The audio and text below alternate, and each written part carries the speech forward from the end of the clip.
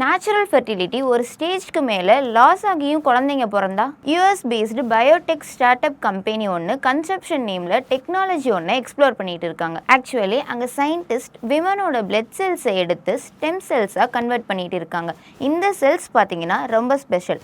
ஏன்னா அதனால different types of cells பாடியில் டெவலப் பண்ணும். அப்படியே அந்த டீமை பார்த்தீங்கன்னா அந்த ஸ்டெம் செல்ஸை ஓவேரியன் செல்ஸாக மாற கைட் பண்ணுவாங்க. அண்ட் ஏர்லி ஸ்டேஜ் எக் செல்ஸை கூட லேபில் கிரியேட் பண்ணியிருக்காங்க. இந்த ஒரு ப்ராசஸோட பேர் இன்விட்ரோ கெமிட்டோஜெனசிஸ்னு சொல்கிறாங்க. இங்கே சயின்டிஸ்ட் ரீப்ரொடக்டிவ் செல்ஸை அவுட் சைட் ஆஃப் தி பாடியில் கிரியேட் பண்ண ட்ரை பண்ணுறாங்க. ஆக்சுவலி இது ஒன்றும் புது ஐடியா இல்லை. 2016 ரிசர்ச்சர்ஸ் ஹெல்த்தியான எக்ஸை கிரியேட் பண்ணுறது மட்டும் இல்லாமல் ஈவன் ஆஃப் ஸ்ப்ரிங்ஸை ப்ரொடியூஸும் பண்ணியிருக்காங்க. பட் இப்போ ஆச்சரியமான விஷயம் என்னன்னா இந்த டெக்னாலஜியை இப்போ ஹியூமன் செல்ஸில் அப்ளை பண்ணுறாங்க. ஒருவேளை இது சக்ஸஸ் ஆச்சுன்னா பல பேரோட லைஃப் சேஞ்ச் ஆகும். மெயினாக பல மெடிக்கல் கண்டிஷன்ஸ்னால ஃபெர்டிலிட்டி லூஸ் பண்ணவங்களுக்கு ஹெல்ப் பண்ணும்.